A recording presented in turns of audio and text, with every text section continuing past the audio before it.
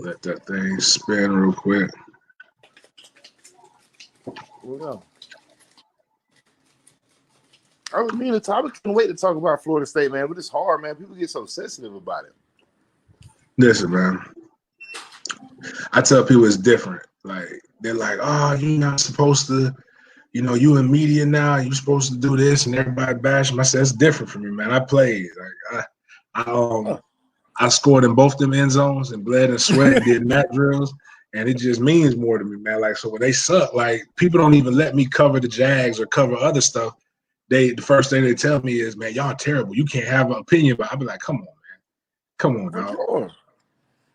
It's like people make it seem like we want to see Florida State do bad. Like, I wasn't a part of the people trying to uplift that standard. You know what I mean? It's like, nah, man. Like, I don't want to bash Florida State, but I got to tell the truth now. Mm-hmm. I was being held responsible by guys like Derrick Brooks coming back, being like, yo, Vince, you a middle linebacker. You played the same position Derrick Brooks played, or you played the same position Shade Tree played. It's an expectation to come with that.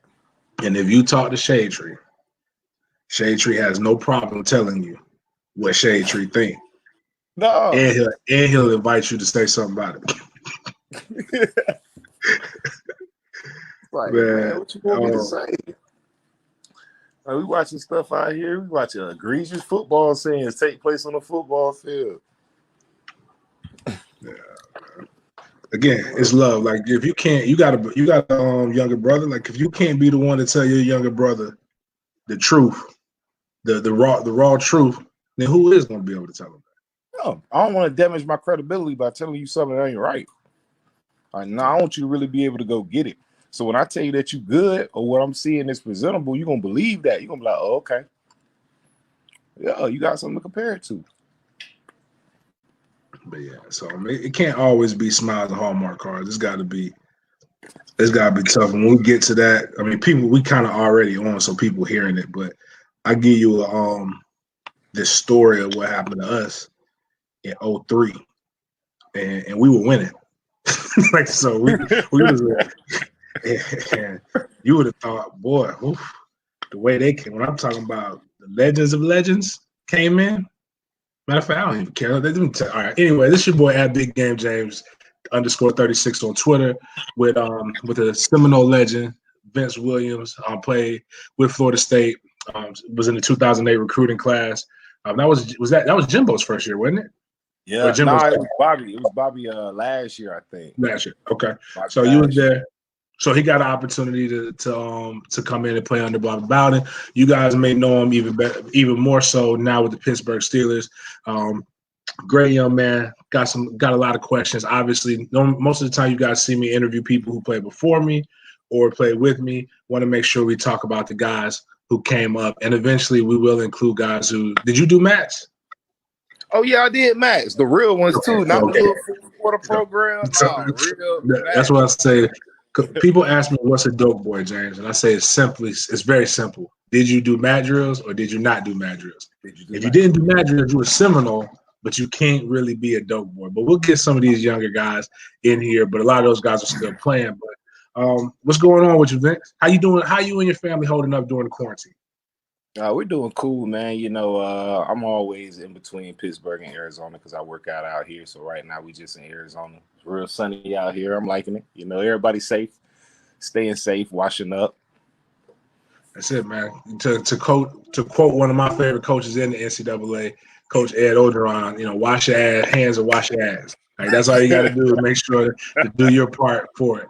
So we man, we'll just get right back in. We'll go. What we're going to do is we'll go present day, what your thoughts are. We can go backwards, what you, as a recruit, we'll kind of bounce all around within the next, 45 to an hour or however long I have. It doesn't matter. We can bounce off anytime you're ready. But we were just talking about, and people kind of heard us, we were just kind of just feeling each other out about the vibe and the feeling of the program. So, talk to me about your thoughts. Actually, before we even get to that, you played linebacker. And I don't know if people realize this, but there was once upon a time, the linebacker of Florida State was revered. and especially the middle linebacker. I'll give you one better. Hold on, I'm sorry to cut you off, but I'll do you one better. It was this time where if you played linebacker at Florida State and you started for 2 years, you got drafted. Facts. Like that was for like a decade straight. Like if you just started for 2 years, you went to the NFL. Like that's how big of a pipeline it was. Facts. It was something that, you know, you woke up as a kid, you wanted to do. And me being a guy who grew up in Florida, in Tallahassee, seeing the likes of Marvin Shaytree Jones, seeing the guys like Derek Brooks, you know, guys like Bradley Jennings, who a lot of FSU fans might not know, but from Miami, if he didn't get shot, he probably would have made it he got shot the week of the draft. But he would have probably made it to the NFL and played some years. You know, guys were just Ernie Sims, obviously. It was some names. It was some cats that came through. And so what is your I know what my thoughts are of the linebacker position. I thought they were food. Like I just talk about as a fullback, I'd have been feasting on them. But what are your thoughts on the linebacker position that you saw in the last, you know, however many years?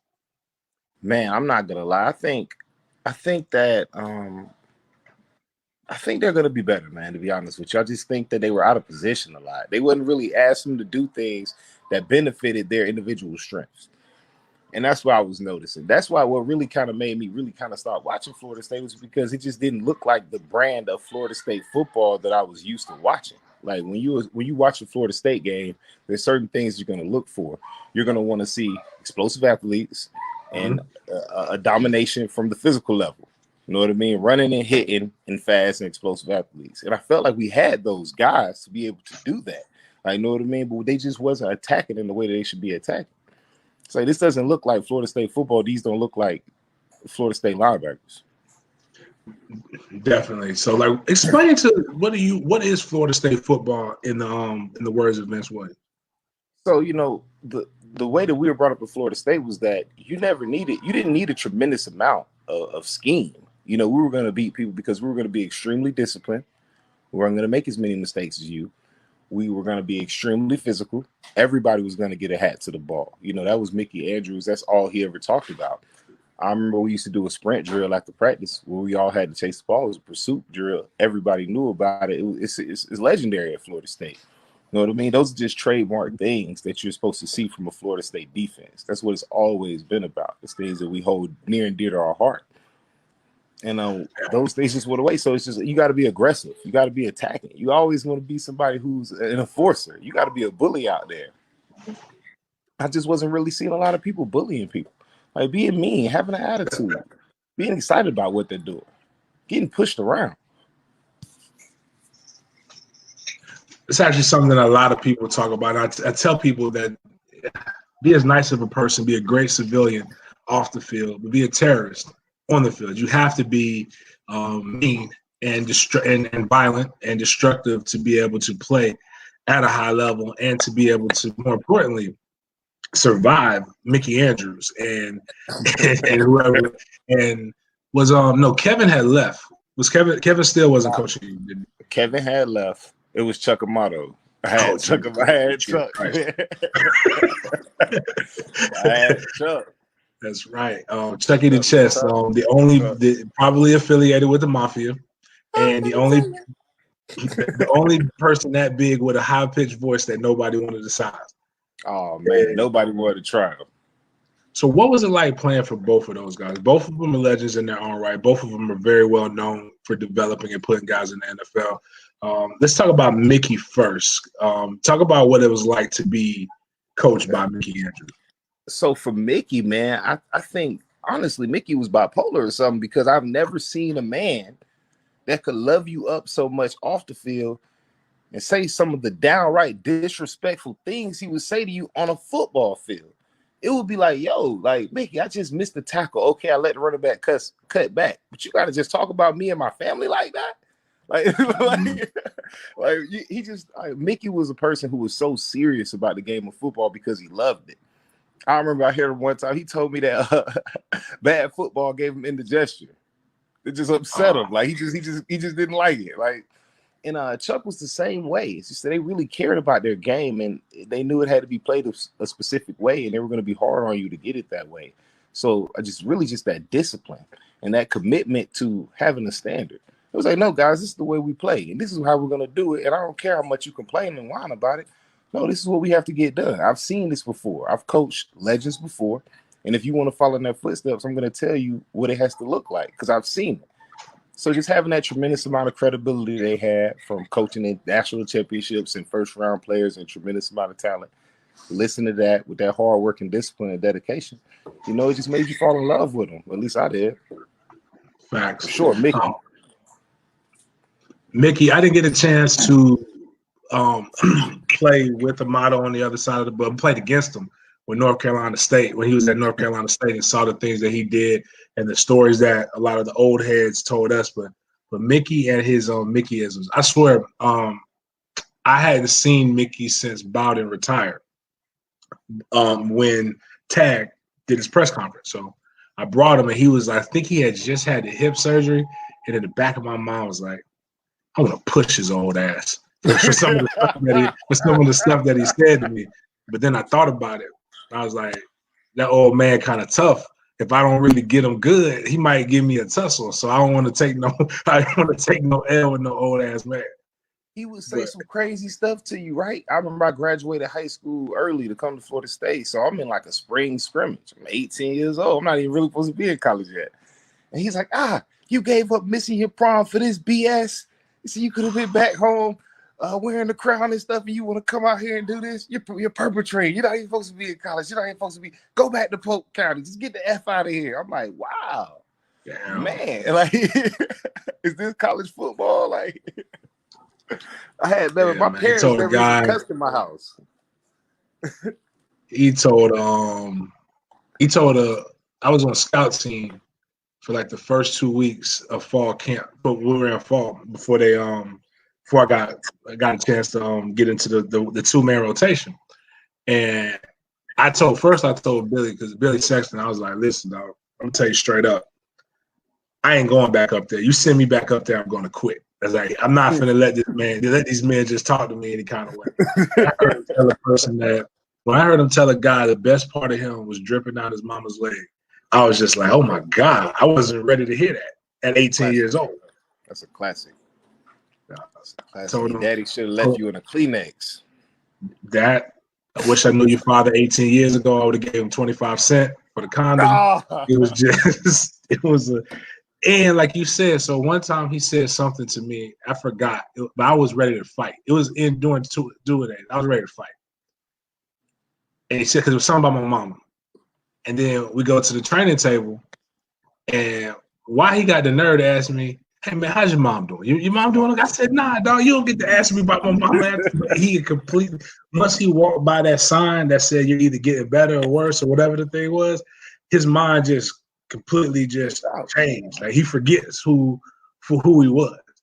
And like nowadays, you can't really talk to the young man like that, because my mama would always tell me, it's just words, and what you gonna do about it? Like, I mean, if you fight him, you gone. If you do this, like, you know, whatever. She's like, you know, toughen up. Your grandma cuss you out, so like you just figure it out.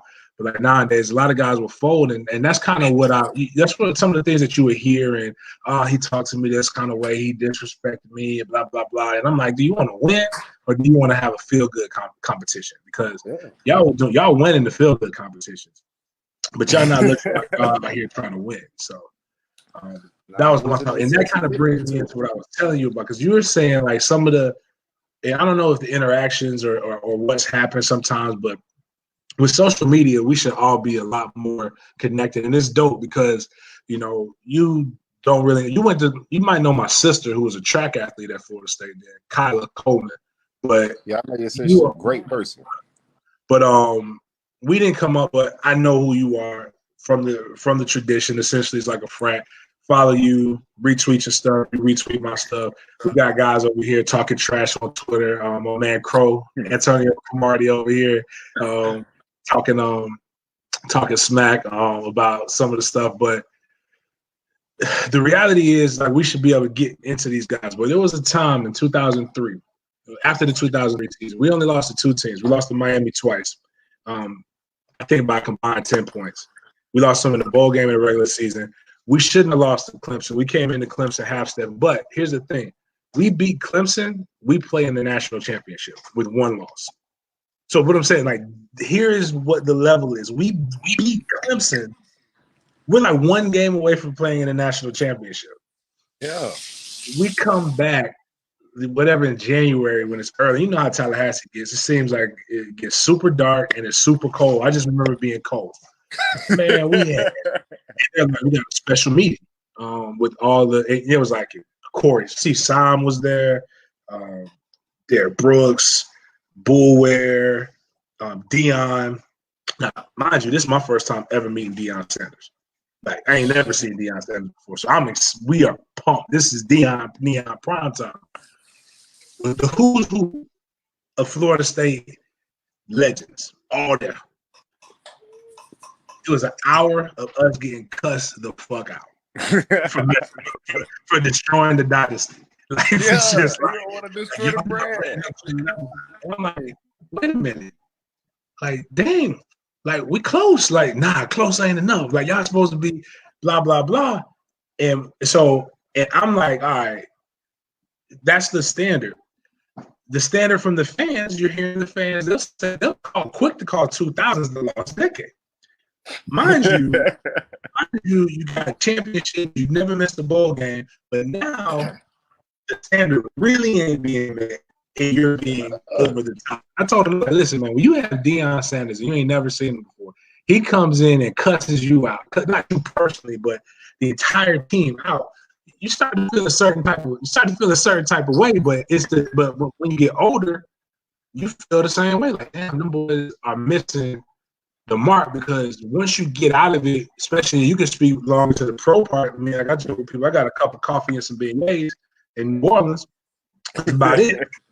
But it's never each level you go up, it's not the same as the level that you left. And this college part is like so dope. It's because you can come back and you can play for 10, 12 NFL teams in your career sometimes, but you don't play for one college. So, but just you were talking about that, but it's just, do you have any stories where some of the guys kind of gave you a really, really hard time because y'all were kind of falling off? Oh yeah, man. It was just a standard, man. Every time any alumni came back, we already knew what it was. Fortunately for us, when I came in 2008, the transition period. We was getting beat by USF and stuff. So I remember. You ain't got to tell me. I was there for that. Like, I remember giving up 50 versus USF at home. I remember that. So man, like just getting that back, having to have that march back, and being challenged by the people that came before you and tell you that that's not acceptable. Also, I think that's why it's so valuable to have guys like Coach Odell. Like Coach Darcy was in place because guys that lived the standard. Mm-hmm. You know what I mean? That's why Duke is and stuff. Like, you got to have guys like they're around so they can tell the kids, because they were a part of it. They were witnesses to it. Like, you know what I mean? Like, you can't lose that touch. I just think that always having Odell around and asking, like, Odell, how do you win? How do you win? Like, we're 18, 19-year-old men. We watch Florida State on TV. What was that like? And for him to be able to look at you and give you clear-cut examples like, this is how you win. This is what it's supposed to look like. And having that type of credibility is what I think we really thrived off of. Like, hearing them come back and tell us a story. Like, nah, man, you can't be like this. Y'all got to really be together. Like, when y'all move, it got to be a defensive unit. Like, when y'all go eat lunch, y'all all got to go eat lunch. Like, like, if y'all go sleep on the couches, like, during class or after class, everybody's on the couches. Like, that's how y'all got to move. Everybody have to move as a unit. And that was something I learned from the alums. Right. Facts. For those who don't know, again, this is Vince Williams, former Seminole linebacker with the Pittsburg Steelers currently right now. Just chopping it up, talking about the state of the program, what the program was like when he was there. Just free game in general. So soak it up, share it, retweet it, do all those different things. So actually, shoot, I might have to try to get your mom and dad on. I got this little thing where I talk about people like creating a Division I athlete. So I actually interviewed my mom last week because, again, she had me. My sister was all ACC track and field. I think she might have a record or something like that, one of those events. But what was it like having a brother come back behind you? and like and what was it competitive in the house? Was it, what was the atmosphere like? How do you kind of just give us your opinion on how you kind of how that's bred? Our expectation level for football was just through the roof because we come from an athletic family. So from the day that we ever picked up any type of basketball, people were always like, do you know who your mom and your dad are? Like they're very athletic people. Like, we expect great things out of you because we've heard of, how good your family was. But then having a brother in front of me, I had an older brother. His name was Johnny Williams. He was all state. He was a middle linebacker.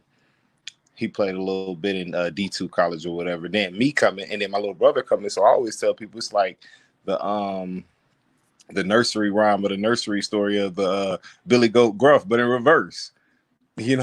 My older brother would go somewhere and everybody would be like, man, you're really athletic or you're fast. And he's like, yo, listen, I have a little brother. You wait till you see him. He's way better than me. And then people would meet me and I would be like, I'm pretty good, but I got a little brother. You guys should see this guy. He's way more athletic than me. So, just having that legacy growing up, me and Los was probably the most competitive, really, because if anybody knows anything about Carlos doesn't believe he can lose in anything. So it really, for Carlos, he didn't really see an age gap ever. Like, he's like, yo, I'm 3 years younger than you. I don't care. I'm trying to beat you. Like, I got to beat you right now. Like, it doesn't make sense to Carlos to be slower than me or not as strong as me. That's just not the way he viewed life. So We've been competing at everything forever. And when you're competing with your older brother, who's ends up being a professional athlete, you're probably going to be pretty good too. You're pushing yourself really hard and you're in pretty good company. So just being able to, sharpen iron against iron in a household for my entirety of my youth really prepared me to go to college where, everything is competitive. Right. Or even more competitive than high school. Actually, that's a good segue. Talk about your experience and the difference between being a top dog in high school and your first day at Florida State. Oh, for me, man, it was amazing because I have a foil for this. I have a foil character that just explained everything to me. I'm from Polk County. I won Polk County Player of the Year as a junior. So I had like a little injury my senior year, but I still had amazing numbers and everything. For me, I was one of the most athletic guys I had ever seen. I was dominating the weight room. I was running track a little bit. I was playing football. I was doing great. When I got to Florida State, I seen a whole different type of athlete. Like, I wasn't prepared for that. It kind of messed with my psyche a little bit because I had never seen guys that were actually bigger than me and faster than me at the same time. Like, I didn't believe you could be 6'5" and run a 4.4. Like, I had never seen it before. So just coming in, because at the time, Florida State, we were bringing in the number one linebacker every year. It'd be like number one linebacker from the weak side, number two linebacker from the strong side, and we might have the number one linebacker from Georgia. And then, so it was just around so much competition, and you had to find your own niche. Like, you had to find a way, and that's what the transition period for me was like. It was like, okay, so I may not be the biggest or the fastest or the strongest, but what's a unique characteristic about Vince Williams' game that's going to make me a star? Like, what can I do that's going to make me be able to contribute? I had to find that. That's some good game right there. Yeah, because I definitely remember that, man. But I went from running over everybody to having to figure out how to use my hands or I'm going to die. Because I ain't going to remember practice. Because, like you were saying, that guy's number one here. This guy was voted hardest hit linebacker in America. This guy was voted this. And you're going up against some stone cold goons that just – don't care, and that was just iron sharpens iron, as they always say, and it's just a different mentality. You either hit or be hit, and I cramped up. We had this thing called freshman two-a-days before you even came in. So like you would have been exempt because you would have came in the spring. So like Lorenzo Booker and Cameron Wembley were in my class. They came in the spring. Everybody who came in the fall, you were a whole week before everybody else come, you're practicing. My first practice, I thought I knew what hard work was, and I worked hard. But when you're working hard and then you got a person who's either just athletic or better than you, and so now you're always on tilt, my body just shut down. Like, it was period, we did 15 periods.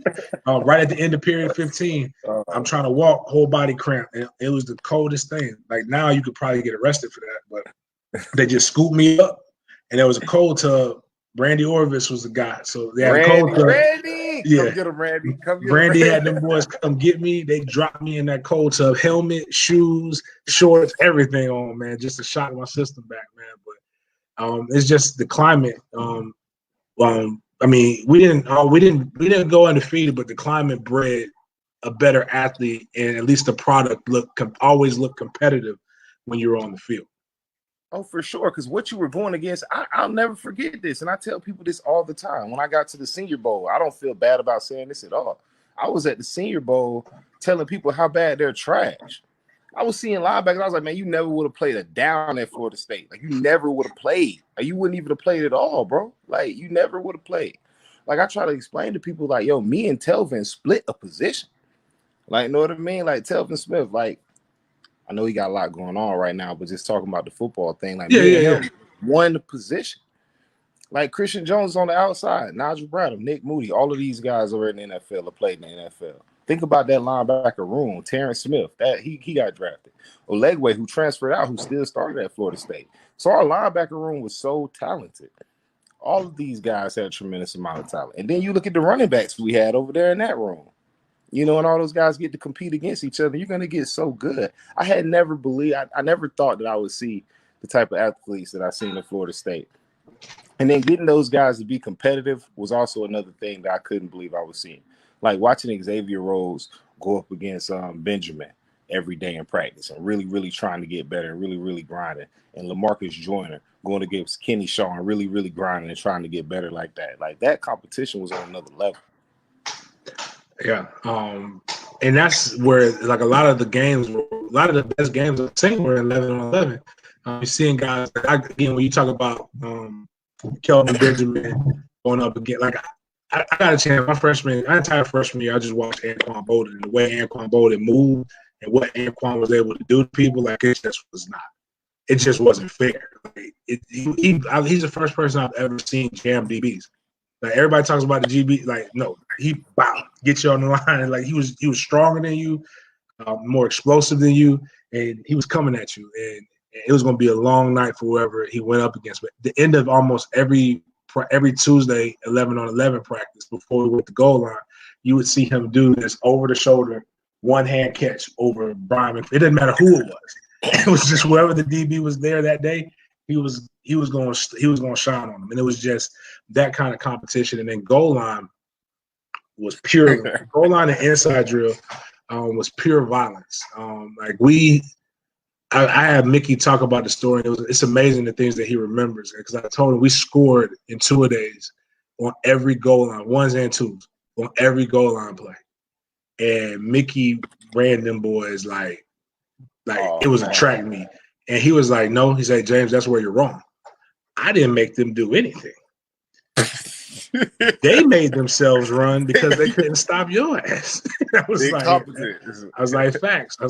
You know, I guess he's like, I would prefer them not to run, but there was a standard and they didn't live up to the standard. So if I didn't punish them, I would be hurting them. I would be lying to them. So. But again, James, it was just never forget, man. The punishment was for scoring a touchdown in practice during the scrimmage. If the offense scores a touchdown during a scrimmage, that's a 100-yard guess. And he didn't care. Like Mickey's like, yo, I need 3 turnovers today. We need 3 turnovers every day. We're gonna start the day off with 3 gasses. That's what we starting with. So you know, it's just the standard, bro. But I've had many of my spring scrimmages have been more violent and harder than actual football games, for sure, easily. I can remember that vividly. I'm pretty sure every scrimmage I've ever had at Florida State was harder than every game I've ever played against Maryland at Florida State. So with that, what were some of the more memorable games that you played in? Like, I guess what would be one of the favorite wins or one of the losses that if you could get it, it kind of sticks with you. If you can get it back, you would you wish you guys could have done something different. Oh man, we played Oklahoma the second time. The first one was absolutely miserable when we went to Oklahoma and it was Stoops versus Young Stoops, and we were so talented that year. I'll never forget. We were super talented. We were feeling ourselves. We were conceited. And Coach Stoops, he called us up. Like, he called practice up early and was like, listen, guys, you guys have no idea. You're a good team, but you guys are young. You've never played against another like national championship level team on their home turf. And going to Oklahoma, that ain't easy. Like, people just don't go to Oklahoma and beat Oklahoma like that at the time. It's because he had already played in that environment. He was telling us something we had never experienced before. But, you know, you can't tell us anything. We're hotheads. We go out there and lay down a 50-something piece. Craziest, most embarrassing game I've been a part. Can't stop them. They're running up and down the field. We're running around like chickens with our heads cut off. Completely embarrassed. I felt embarrassed for Coach Stoops because I know what it means to get beat by your older brother like that. So I'm on the plane. I'm like, dang, Stoops, my bad. We're going to make Thanksgiving terrible for you this year. Like, you got housed. But that next year, when they came to Doak, man, that was the most violent game I've ever been a part of. I remember it so vividly because me and Landry Jones, who was the quarterback at the time, both got drafted by the Pittsburg Steelers. And the first time we met each other and seen each other, the first thing we talked about was how violent that game was. He was like, man, do you remember when we played each other, Vince? Like, do you remember how hard that game was played? And I was like, bro, it was my favorite game I ever played in college football because it was really the same team. Not too many people had graduated from that team. So a lot of us had came back and a lot of them had came back. So it was like a rematch. Oh, we both were highly ranked teams. And man, I just remember like the violence of that game and the determination in that game and how bad everybody wanted to win. It's just things like that you'll never forget. Man, that's some good stuff, man. Like that. I mean, it's kind of like, what was it? The movie 300, when they were talking about those guys and the other fighters were like, "Why are you smiling?" He's like, "Man, this is the best thing that can happen for a Spartan. Somebody that can help you meet the perfect death." It's like, you don't want to go up against no ducks every week. You want to go up against some of the best of the best and see where it's at. If you want to be a champion, you don't want to beat up on the sisters of the poor. I thought you was going to say that NC State, like, I hate that game. I hate that game. That's one of them teams, man, that it's always been a thorn. It's been a thorn in our side for a while. Every time we think we could just get it, they're tripped up. Was it there that y'all lost, or was it at home? It was in NC State. What was crazy was the defense was playing lights out. So we go to halftime. I think they probably had like seven first downs, maybe, or something crazy going into halftime. And we're sitting there, and Coach Stoops is like, I don't know what y'all want me to say. Like, y'all are playing great. Like, there's nothing you can really do. Like, what you want us to do? Like, a team has 8 first downs or something in the first half, or 6 first downs. Like, what do you want to do? But I just feel like that game, it would hurt because I know it kept us out of the national championship for sure. And I'll never forget it for that. But it wasn't more memorable than other moments that I've had in football. It sucked the most. It's probably the worst game I've ever been a part of. But I just felt like our impact on that game, it wasn't really in our hands. Like, it wasn't something we controlled. This is Vince Williams, former linebacker at Florida State, currently with the Pittsburg Steelers. We'll go into that right now. Like, so what was it like? So you finished you played last game, going through the draft process. Talk to us about the draft process and how it worked out for you. I actually saw you posted a tweet about was it your scouting report on you, or was it the pro day? It was about pro day numbers. Yeah, it was terrible. So my godfather is Tom Shaw. He's a strength coach. He trains in Daytona Beach right now, but he used to train in Orlando. He's been training me since I was like 16. And when I came out from Florida State, I was over there. I was eating too much Chubby's chicken and honey fried chicken. I was like 250 coming out of college. I was, but not the good 250, the bad 250. You know what I mean? I thought just being big and everything. I was big and sloppy. And Ike Taylor and Tom Shaw were like, "Yo, Vince, you got to lose 20 pounds. You're not going to make it in the NFL. Like, you can't cover anybody like this. Like, you know what I mean?" So I just went on a diet and just started training every day and doing lots of cardio. And it's amazing because when I got down to do, because I didn't get invited to the combine, I actually called the combine number 3 times. So much so that the last time I called, I was like, hello. I think I might have been a late addition to the combine. It was like, your name's not on the list. And she just hung it up on me. Wow. So I trained for the pro day. We get to Florida State. We get into the room. Coach Vic is going over how it's going to go. And he asks EJ, does EJ want to throw on grass or turf? Now, it's raining. It's a storm outside at the time that we're having this meeting. It's raining right now. The forecast is going to rain all week. I'm assuming that we're going to be on turf. Nope. EJ's like, y'all want to throw on grass. I don't know. I just feel better. That's what I played on. That's what I want to throw on.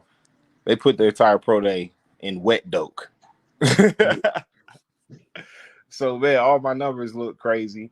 It looked horrible. I felt like, you know, at the time I was so discouraged because I felt like all my numbers and everything I had did that preparation was in vain because I posted terrible numbers. You know, I would like to blame it on that. I mean, I probably would have done slightly better, but I was like, man, I was sad. I didn't know how it was going to go for me. I'm talking to my agent. He's like, man, I don't know, Vince. You might get drafted. You might not. We'll just see. Draft day comes around. The Steelers called me. I get the call from my IT. I'm immediately excited because I know how historical this franchise is. Like, I don't know about you, James, but I'm a winner. I like to play for winners. I don't like losing. Like, everybody kept asking me where I wanted to go. And my only answer was someone with a good quarterback and a winning culture. That's why I want to play in the NFL. Because to me, I couldn't be a perennial loser. I couldn't play somewhere and play 13 years in the NFL without ever going to the playoffs. That just sounds depressing to me. Right. So, man, that really was how that went, just the training and everything, and going through the process with the pro day. I didn't get invited to the combine, and just coming in as a 6th rounder, trying to earn my stripes. You know, just working my way up. Okay. And so what is it like being a Pittsburgh Steeler? Oh, it's amazing, man. You know, a lot of people say that, you know, it reminds me of Florida State because it's really a family atmosphere. You know, like who they bring in, the Steelers handpick the people that they bring in. Not everybody could be a Pittsburgh Steeler. It's just not possible. I feel like they really go out and they search out people with personality traits. They really pick their locker room well. The people that they bring in, we really can hold each other accountable.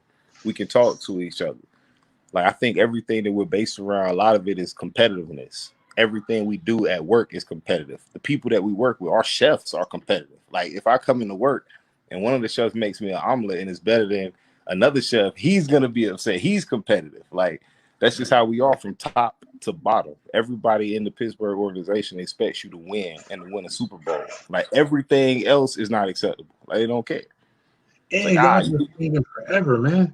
Like, yeah. It's like if you do what you're supposed to do, you're not gonna get cut from them. Like or if they do get rid of you, you go somewhere else and come back. Like B-Man, like Brian McFadden played there forever, went to Arizona for a year or two, and came right back. Guy from the crib from Tallahassee, William Gay, the guy who's just played there forever. It just seems like you're like, damn, like y'all might be the oldest team, but just the Steelers are like the old man at the YMCA when you hooping. Like he just technically sound like got the old man strength, know how to back you down, just know what to do. Hey man, let me tell you something about the Steelers, man. Hey, kicking ass don't change. Like we just gonna be an ass kicking organization. You know what I mean? And I don't feel that Mr. Rooney would have a problem with me saying that. You know, live. You know, we're hard nosed, we're humble. You know, and we just want to go out there and play hard nosed defense, hard nosed football. And we want to win. We're very, very competitive. And though I think a lot of times what football today is getting away from, they're getting away from that. You know, you go back to my pro day numbers. I'm slow. I tell people that all the time. I'm like, yeah, I'm slow, but I'm gonna beat you to this football. Like, you know what I mean? Like, it's also a cerebral thing too. So, like, they've been showing these ESPN classics, which unfortunately I was on the wrong side of them, but it was some phenomenal games with us against Miami. I'm gonna get to talking to you about playing against the rivals here too, but they're like, "How did you block John Vilma?" And I'm like, "Dog, John Vilma might be the fastest linebacker I've ever seen." But I was like, I'm a 4'8" guy, man, 4'7" on my best day. Like if the wind is behind me and I ate good or I was the right weight or whatever, like I'm good. Like in my skivvies, like everything, track spikes, all that. But Vilma's was a 4'4" guy. But the thing is, you got to know where you're going. It's a game of angles. And if I run through your face enough times, like I can make that 4.4 turn into a 4.8, and then that 4.8, like that's doable. So, and I think people don't understand that aspect of the game too, is knowing what you're supposed to do, and also what you said. I might put that on a shirt and sell that shit. Kicking ass doesn't change. The formula for kicking ass don't change. It does not change. What I tell people all the time, like, why would you want a linebacker that runs a 4.5 but won't run it into somebody? Like, you have to be able to run and pursue like that all the time. Like, if you run a 4.5 and a laser, you should be able to look like a 4.5 on the field. You should be I'm gonna tell you this chasing people, pursuing people at that speed. Was Gino there when you were there? Yeah, well, he had just left. Yeah, so let me tell you, because Gino's my dog. Gino's who I used to do this with, and we trying to link back together because me and Gino just chat all day.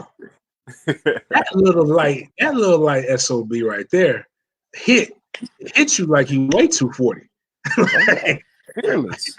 No problem running through your face mask. So again, it's again, that goes back to that mentality that Florida State linebackers used to have. What's Tomlin like? What's Coach Tomlin like? Oh man, Tomlin to me is the ultimate players coach because he individually understands what each player needs. You know what I mean? He's great at that. He's phenomenal at that. He understands the way that Vince Williams perceives football. He understands my relationship to it. So when I'm struggling with it or I need help with it, he knows how to provide that help to me. A lot of guys can't do that. I've been around coaches who can't relate at all. They don't know how to talk about the game of football on any level because, you got different guys. The game doesn't mean the same to me that it means to Ben Roethlisberger. It means something different to him for a different reason. He fell in love with it for a different way. You have to reach him in a different way than you have to reach me. And that's for every other player on your team. But I think what Mike T does a great job of is motivating us and finding that reason for everybody on his team. And to me, that's incredible. And then his football knowledge is through the roof. Like, you can have a football conversation with the man for 9 hours straight and not get bored. It's crazy. Yeah, man. I wish, unfortunately, the team I have to cover every week. Oh, man. Listen, man. What do y'all think about the Jaguars? What does the NFL think about the Jaguars? Why I got you?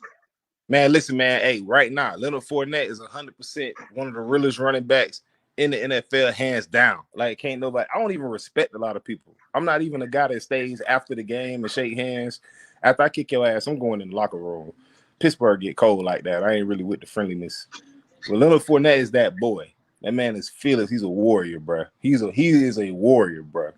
It ain't too many of them like that. Nah, see, I like Leonard, and Leonard's a good guy. And the way he runs it is old school. Like I got people ask me my opinion of him. Like, my position coach would have called him a blind dog in a meat house at times. Like, but if the hole is there, oh, he gone. If the hole is not there, he gonna create it. Almost like Big Greg Jones used to do. And he'll either give himself a concussion or he's gonna try to give you one. But somebody gonna be concussed. But I can definitely understand that. I think that, from my perspective, I don't know, I wasn't involved, but just from watching it from the outside in, you got to manage personalities. You got to manage the locker room, man. Like, know what I mean? We're a bunch of very large, very competitive men with charisma, ambitions. We're goal-oriented. We're hungry. We're aggressive. We're hyperkinetic. You have to be able to manage that. You know what I mean? You have to be able to manage those egos and that talent. I got to watch it at Florida State. Everybody at Florida State wasn't the most amazing teammate ever. You know what I mean? We was winning, though, because they knew how to manage it. They knew how to manage it. But for the Jags, it just looked like when you watch a team, like, just crumble like that, you got to ask yourself, like, how does that happen? Like, how does that happen where a team just folds completely? Like, you have a team that's going to the AFC Championship, one of the best defenses in the NFL, and it just implodes on itself. It's crazy to me. Like, I don't know how that happens. I'm just saying, like, that's a crazy thing to watch from a whole nother football organization. Like, man, I couldn't imagine us just, like, imploding like that. Yep. It was like, as we joke, it was the best of time. Now we're back to the worst of time. So, like, it was the best of time. Yeah, best of time. Like, I can't. We because I doing sports media here, we literally forgot every other sport that we covered. Because nobody, like, so this is year 6 for me. So the first 3 years, first 4 years, it was boom. All right, we know November we're gonna start talking about the draft. December we start talking about the draft. January we don't have to worry about anything. Start worrying about high school football. Worry about the bowl games, this that, and the other. And then wait a minute, we're winning. Okay, we'll talk about the draft in December then. Wait a minute, hold on. We're gonna host the playoff game. All right, well, cool, whatever. This 1 week we'll lose that. Next thing you know, we're in this thing like, what do we do? And then it was over. We're like, crap. We got a whole. We're almost 2 months behind on our sports coverage for preparing, and we don't even know what to do. So everybody was scrambling. It was fun, but it's also fun because you don't get a chance to experience it. But I figured I'd ask you that, being an AFC opponent, I haven't played them a few times, but that was good. I might have to cut. I'm gonna cut that Leonard Fournette sound to piss some people off here in Jacksonville because they don't. Again, it talks about understanding. A lot of people don't understand young African American males in the way that they move. So it's not like I always tell people, he's actually a very, very friendly and engaging person. If you ever got a chance to talk to him and chat, he just, he was 20. You can't judge somebody for what they did when they were 21, and they've moved on and showed you something completely different. For sure. But it's not even really fair, James. We get that comparisons because, I tell my young sons all the time. I was like, man, daddy has a platform. You know what I mean? I can't live my life the way I would choose to live my life because people recognize me. I've had pictures where I've been out in Pittsburgh and people have taken a picture of me while I wasn't paying attention and then tagged me later on Instagram. I was like, yo, I seen you in the mall. Like, that's creepy to me. But that just lets you know that people are always watching. You know what I mean? Imagine if I took your entire life and turned it up to 3,000 and let everybody get involved and did interviews and, and gave everybody that type of exposure to you. Obviously some things are going to come to light that you wouldn't really want them to. Right. And that's what happens when you live your life and, in the spotlight like that. Like, things are going to get uncovered, but nobody's perfect, bro. Don't get it twisted just because I can't Google you. Just because your police records don't get Googled and brought up every time you do something. It's insane. Speaking of that, being young and stupid, if I remember correctly, can you go to Disney World? Man, nah, man, I can go now. Oh man. But nah, man, that Disney situation was crazy. This is what they didn't know. They did not know we were football players. I got racial profiled by Disney World when I was 17 years old. But they had no idea who they had. So I'm so mad, and it's funny because it was me, Avis Comack, Nigel Carr, Nick Moody, Moses McCray. We all go down we're at Disney. They all come to my house. We have like a little recruiting trip. I was one of the first people to have like a recruiting trip link up. So everybody comes down to my house. We're going out. We're having a great time. We go to downtown Disney. We watching movies. We doing all the things, young, stupid boys do. And man, we're just sitting there outside talking to just like a group of people. Like just everybody's outside. If you ever been to downtown Disney, that's what you kind of do. You just sit around. And as I'm sitting there, I noticed like the security starting to come around and everybody's getting closer. And I'm like, yo, is security on us? And I went back to say something to Avis, and then police dogs. Everybody's on us. Like 3 cops, 6 security guards, 2 police dogs. We're like, what is going on? They're pulling tasers at us. I'm like, what in the world is going on? I'm trying to calm everything down because I'm so confused. Next thing I know, Moses elbows a security guard in the head. He strikes off across the parking lot. So they get us all together and they kick us out. They tell us we were trespassing. So my mom works for Disney World. She's been working there for 25 years. I call her and I'm like, Mom, we about to get trespassed out of Disney World for standing and talking to people. So they came in, they trespassed, they processed paperwork. My mama came in, raising all kind of cane, tell them where they can go and what they can do with themselves when they get there. And they make a mistake. They knew they made a mistake because as we're getting in, they take us in. They put us in little whatchamacallits like zip ties. It's crazy, right? They restrain us. And I'm telling them like, yo, y'all know y'all just messed up, right? Like we're all going to college. We're college athletes.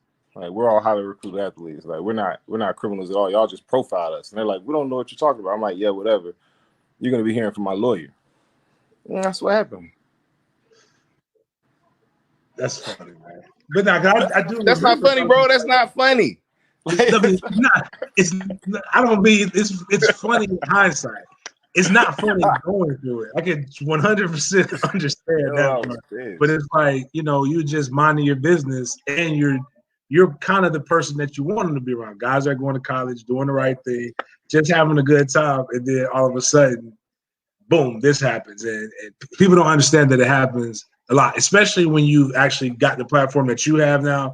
You're being successful. You're doing stuff. Right now, I got a joke with my sons. My son lives a life that's a lot different than what his father lived or grew up around. He has a lot of yard. He can run around. He's got a dog that's not a pit.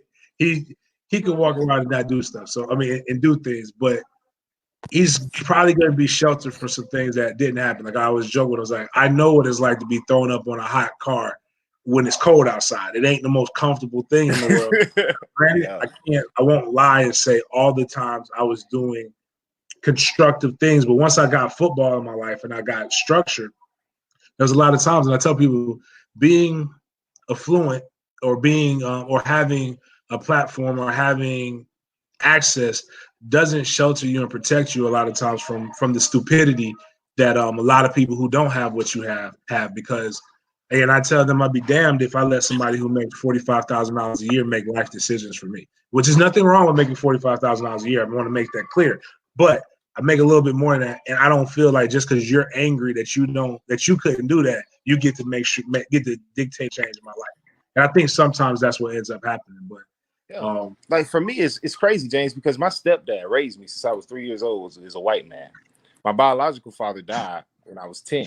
So the man that really engineered the plan behind the football household and the Williams with me and my little brother and my older brother, he's a white man, a Republican white man. In my house, you know how we have the Martin Luther King and Kennedy picture? Mm-hmm. It's Martin Luther King, Kennedy, and then another picture of George Bush. Like, you know what I mean? I was raised with a white man. So you can't tell me anything about prejudice, racism, discrimination. I've lived it. I've had people ask they thought my whole dad was my coach my entire life. No matter how many times he told them, like, it's my son. The same people we were running because they just didn't want to hear it. They didn't want to believe it. You know, I've seen that type of ignorance as well. But they're just going to ignore the fact that he said that he's my dad. And he did a great job of raising me and bringing these things to light. That's why I get on my Twitter. I troll people so hard. Oh my goodness, I troll people. Like, you know what I mean? Like, I love it because they can't tell me why they're mad at my experiences. I try to explain to people all the time, like, yo, if we're all humans, right? We're all humans and we're all Americans. That's what y'all say. If I'm telling you and I'm complaining to you about a plight that's going on with me in my life, if you just looked at me and loved me as a human, you would believe me. You wouldn't look at it and be like, inside I mean, and be like, I don't believe you, or what did you do? That's not something you ask that's not something you ask somebody you care about. Like right now, if you seen somebody that you love, one of your loved ones or your brother came in and was like, yo, a cop just beat me up, you're gonna be like, oh my God, why would they, like, know what I mean? You're gonna think that person is telling the truth. Right. But when you look at it sideways, it's like, man, are you serious? Like, you don't even believe me? Like, I gotta scream and yell at you just to get you to believe me. Like, I had to yell at my dad to get him to believe that we wasn't doing anything at Downtown Disney to get kicked out. You know, he had to apologize for me for later because in his mind, he just was like, well, why would Downtown Disney, kick you out? I was like, because, Mark, we're 5 really big, swole black guys wearing hip-hop gear and backwards hats. And that's just the truth. Like, whether you want to deal with it and accept that or not, like, you know what I mean? But that happened to me. I can tell you for a fact that happened to me, and you're gonna believe me or not. And that was his own son telling him that story, and he's like, "Oh man, that's crazy." Right. And that just comes back to people's again. But you brought up a really good point. I didn't really think we were getting something like that, but that's dope. It's if we're all Americans, like I'm telling you something, at least hear me out. And then if you want to hear me out and then we want to talk about it, then we can discuss. But I always tell people, before you jump to conclusions, don't ever stop yourself from being able to say, damn, that's fucked up. Like, I just always say, sometimes I'm like, even if I don't really believe it, just the overall story, I'm like, damn, wow, that happened? Then I can go comfortable. People don't even give themselves a chance to even hear that the world might be different than what they've actually experienced. James, I'm a man of the people, bro. So you're not gonna hear me a lot of times choosing any establishment over a group of individuals ever, really. I just believe in people. Like, you know what I mean? That's my type of thing. I believe in the people. I don't think you need too much government. Not to get into politics and all that stuff. Yeah. Like, I believe in loving people and listening to people and pulling everybody up. And everybody got to achieve more. You know what I mean? And loving all people. But you got to start by listening and having conversations. And that's the thing. Most people don't want to listen. So, but that's what I didn't have to get that one in. So, but before we wrap this, what was your recruitment like? Was it always when you got the offer from Florida State, it was like, all right, that's where I'm going? Or was it something where you like, I like Auburn, I like this school? And so tell me about your recruiting and tell me at the end of the day, what made you choose to go to Florida State? Oh man, let me see. Let me think accurately. Just for me, I knew I wanted to go to Florida State because I like the linebackers I personally got to watch at Florida State was Buster Davis, Ernie Sims, and Lawrence Timmons and Church. Like I remember vividly watching those guys being like, you brought up a name right there, boy. People, I'm telling you, Marcelo Church boy was way better than what most fans won't know. I played with all of them cats. Lawrence Timmons, man, I don't know a better word to use this, but Lawrence Timmons played linebacker like he was a special needs kid. Because he hitting you, whoever's there in practice, he knocked himself out, AJ Nicholson, and Lorenzo Booker in the same play. AJ had a tackle, but LT just came over. Wow. And I was just like, damn. He was the same way in the NFL. Oh, man. But those guys right there. So I always grew up a Florida State fan. I was a huge Florida State fan. My area is mostly, Polk County is mostly Gator country, to be honest with you. But just growing up, having everybody root against Florida State, I've always just goes against who I am is who I am as a person. Like if everybody's going for red, I'm gonna pick blue. That's just how I am. So growing up in Gator country, everybody wanted to be Florida Gators. I was like, I like Florida State. I'm gonna choose something different. And then watching those linebackers be so fierce, I was like, oh, I really want to be a part of that. Like that's what I'm trying to do. And then I would like to tell myself that I have some underdog sleeper story from high school, but I was a 4-star prospect. I had like 37 offers. I wasn't really, it was straight. Like I just chose Florida State over Ohio State, Alabama, probably LSU was my top schools that I really, really was messing with. But I was a lot from the beginning. From the day Bobby Brown came and sat down in my house, I was like, yes, I'm going to Florida State. When Bobby used to come to us, it was, again, you guys had a little bit more social media. Things were a little bit, recruiting became more grandiose and bigger. But like when Bobby used to come to neighborhoods, the whole hood shut down. Was it like that with Bobby? Do y'all remember that? James, see, that's one thing that kids will not get to experience. When Bobby Brown comes to your high school, he bring the whole hood out. Like the whole hood is like, man, Bobby Brown is sitting in Vince Williams' front room. Like, you got people just coming over and stuff, coming to your mama house, knocking on the door because they know Bobby and then they want to see him. Like, man, that was so crazy for me. I remember I have a picture of it, and me and him sitting on the couch, and he's like killing my mom's banana pudding. Man loves banana pudding, dog. That man loves some banana pudding. It is just such it's a great moment and a great memory that I have because when I got to Florida State, I'm like, oh, Bobby likes banana pudding. My mom makes good banana pudding. I put it all together, and I'm like, oh, this is a funny story now. So we got a question here, and I always tell people, I think they get tired of me talking about mat drills, and because I tell people like I don't judge people by their religion or whatever, but I can tell you this much: I found God in mat drills. I met all the Jesuses. I met white Jesus, black Jesus, Jesus, Asian Jesus. I met all the Jesus. A higher power to get me through mat drills. What was your experience in mat drills? How could you sum it up?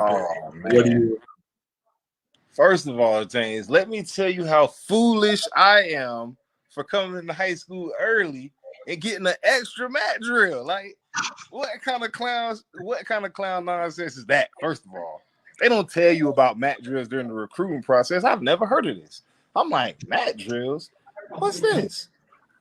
Oh man, it's 5:30 in the morning. You're walking over there. It's cold and very dark. You know how Tallahassee is. You get there, and in the fog, you see not one, but 2 ambulances. And you're like, man, why do you need 2? Man, just in case somebody pass out, and then somebody pass out after them, you can go ahead and get them out of the way too. That way, with somebody going, you can have somebody on their way coming back. I'm like, oh, this is nice. Oh man, I couldn't believe how hard it was. It was the only place, it was the only workout I've ever been to where they had 2 chaplains and 2 ambulances. And when you get there, what? They didn't give us God. They have Clint ain't had nothing for us till after. Man, we had Clint and Reggie Hudson. And Reggie was there. Everybody out there praying. Hey, let me say, Reggie stayed behind my mama in Tallahassee. That's a 35-minute drive for Reggie. Like Reggie got to wake up early. That's crazy. I didn't know Reggie was coming out. Man, oh man, that was crazy. My first day, I completely passed out, threw up, didn't know where I was. I was like, I can't believe they expect me to do this 3 days a week, right? I just know the only reason I got through is because I knew on Fridays we got Chick-fil-A biscuits. Oh, like we would just go to Jim and Milks as a crew afterwards, but they didn't feed us afterwards. They just slaughtered us and then just walked out. Did y'all have to do the flip drill? I did the flip drill at the end. Yeah. And it had to be perfect. That was the first thing. I've seen people fight. I seen best friends fight because of the flip drill. Because you're tired and you're ready to get out, and you're supposed to flip to the right, and then he flipped to the left. And I forgot who it was. I think the kid name was Overmeyer. He took his shoe off and threw it at him. He was so mad at him, dog. Oh man, you ever had somebody throw up on the mat and then everybody slide through there? Nah, it was worse. It wasn't the mat. It was Mickey's drill. And his hands was on, and you like,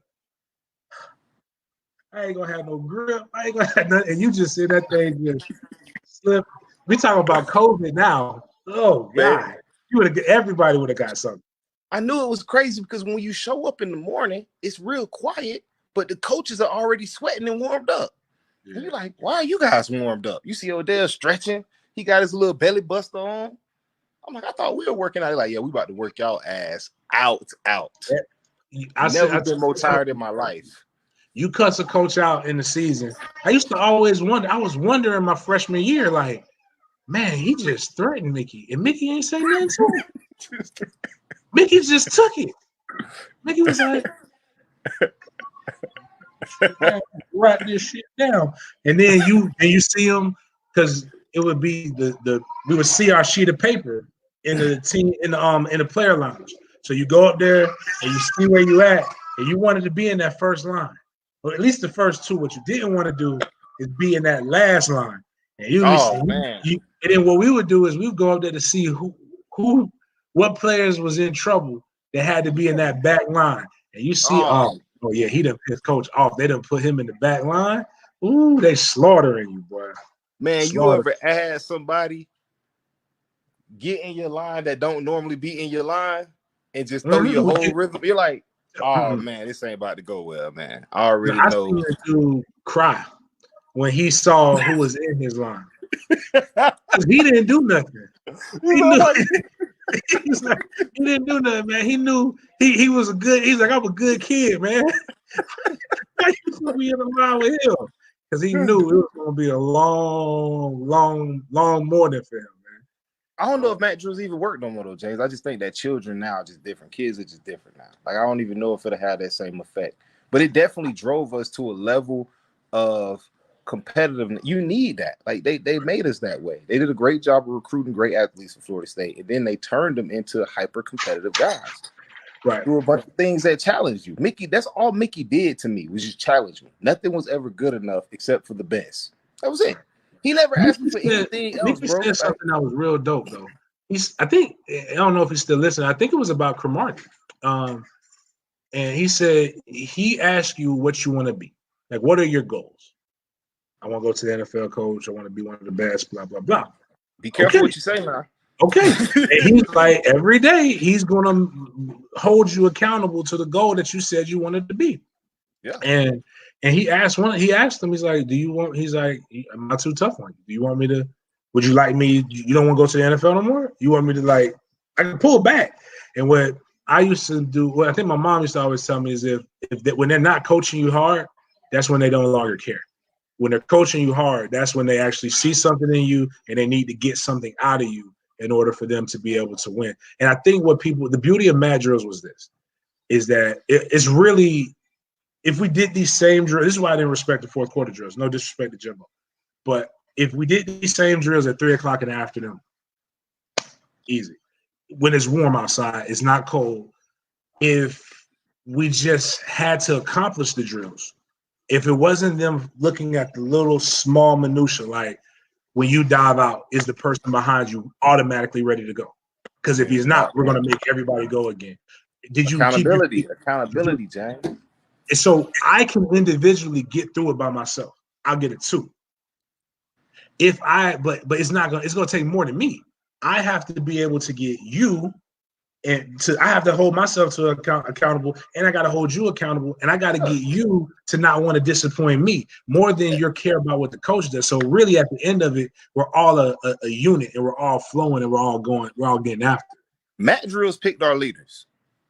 Matt Drills picked the clique because you couldn't hold a group down. Man, I ain't want to talk to you. That's why I try to tell young kids. I'm like, yo, we're not friends. We're not cool, bro, unless you want to win. I came here to play football. I'm a competitive person. I want to win, bro. And if you're holding me back, we not cool. I don't want to eat with you. I don't want to sit with you. You told me that you want to go to the NFL. I want to go to the NFL too. We both said we want to buy our mama's houses, right? But you're not doing what you got to do that. Me and you not friends, bro. You trying to hold me back. You in my way. You think I want you out here on the field and we're going against Clemson? And I know that you suspect? Oh, absolutely not. Know what I mean? I can't have that. That's a chink in the armor. You're going to cost us to lose today because you're not prepared. And Matt Drills exposed that. You knew exactly who was going to fail you in Matt Drills every day. It was going to expose you. You knew who you could, the Matt Drills made leaders because it showed you who you could ride with. It made people stand up in those places. You got to see people get challenged and were they going to fold or were they going to stand up? And coach is going to call you out in your face in front of the whole team. Like, yo, you sucked yesterday. Are you going to be better today? Everybody's going to get to witness this. How are you going to respond? And then you get to watch, and the whole team get to watch.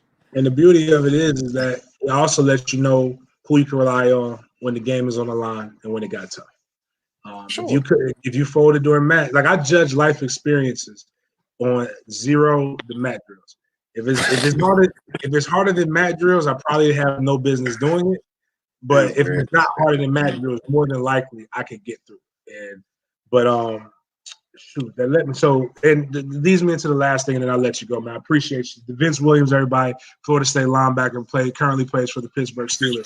Coach Norvell came in, and I got a chance to talk to him, and they did I forgot the name of it, but me, Dugans, guy that Bradley Jennings was talking to Coach Marv, was the new linebacker coach. I think you like Coach Marv. He seemed really, really good. And he was like, so what was that? Was that like the mat drills? And I was like, I saw it. And I'm like, well, it's drills, and they're on a mat, but that's not mat drills. That's like, and Odell is letting y'all get away with way too much. Like, Odell know what mat drills look like, but even in Odell's older age, I think his heart can't I've tried to put a kid through mat drills, and I don't have it. I had the heart to go through it. I don't have the heart to take a kid through it. Like, I don't know. Like, I don't know if I had a heart. You being soft, man. You doing them a disservice, bro. They got more than you got, so you got to expect more out of them than what you got. Like, what you have to give isn't as much as what they have to give. I know what I mean. This the level of athleticism in today's game is far superior to what I was dealing with. Right. It just is. Like, you know what I mean? I tell kids that all the time, but the heart is questionable. And that's what I tell people. I'm like, yo, that's something. If you have a condition of the heart, that's something that we can work on. That's what Matt Drills is for. I don't feel bad for you when you're going through it because I'm just putting you in the pot, cooking you up. You know what I mean? You're going to be ready. By the time you hit the field, you're going to be ready. When it's fourth quarter and it's nut cutting time and y'all down and it's 4-minute run and you got to stop this run, you know what I mean? That's what it's going to hold up. But kid, you got to put them in adversity before they have to deal with adversity. And that's all Matt Drills is. It's adversity. Most kids don't go through adversity now. We have more than what our parents had. we're providing our kids better lives. Their sense of hunger and desire. My kids aren't gonna have to buy me a house. You know what I mean? They're gonna have to find a new way to play football. They're gonna have to find a new understanding of the game, a new love, a new passion, a new desire. And Matt Drills was there to help hone that competitiveness. That's why I don't feel bad for him. I'm like, you want to go to Florida State? This is exactly what it's gonna take for you to play well here. This is what you're gonna have to succeed at. Because if you can do this, then you're a Florida State player. That's the standard. You ain't doing nothing Deion ain't do. You want to be like Deion? Do it. Do it better than him, actually. Well, definitely facts, man. That was the thing that Norvell has said, is that the one thing that he saw at every kid with their interviews, the entry interviews, was that they don't handle adversity well. And the only way that you can get better at adversity is to live in and through adversity. So hopefully we get things on the right track. Hopefully, guys like us continue to come back, continue to pour in, continue to be vocal, and to give the fan base something to know what it should look like by us just sharing our stories and what we went through and the successes that we've had. And I think that's also good for the young pups, is again to see what it's like. What is it going to take to be a great Noel, to have your name remembered? What's it going to be like to get to the NFL? And bigger than that, what is it going to be like to provide and be men in this society afterwards? Because I believe we can all say that our time at Florida State definitely helped craft us into becoming all successful men and parents in our respective ways. James, I'm telling Dale, man, I'm coming back. Now, I ain't come back in a little bit because I just ain't like the way it was really moving down there. I ain't like all the music and practice and the showboating before you actually go out there and dominating kids. Like, I'm big for stunting and showboating. I love to talk trash while I'm kicking behind. You know what I mean? But you got to be winners to do that. Music and practice is for winners. You know what I mean? These are things that are for people who win a lot and that are comfortable in winning environments. I know what I mean? Losers don't get treats. They don't. They're losers. They got too much work on. Sprinkles is for winners, man. Yeah, that's for winners, bro. Like, you know what I mean? All the extra stuff, that's for winners. That's what you do when you win. If you're not winning, you got other stuff you need to be worried about. How you even know it's music out here? You should be listening to your coaches. Facts. Definitely, man. Well, man, I appreciate it, dog. If there's anything that I can do for you, man, let me know.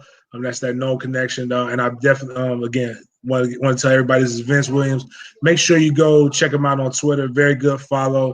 Make sure you support our Noles and as they're in the NFL. And just support through and through. Once a no, always a no. And that's it, man. Appreciate you. Hey, thanks for having me on the show, man. No doubt. No problem.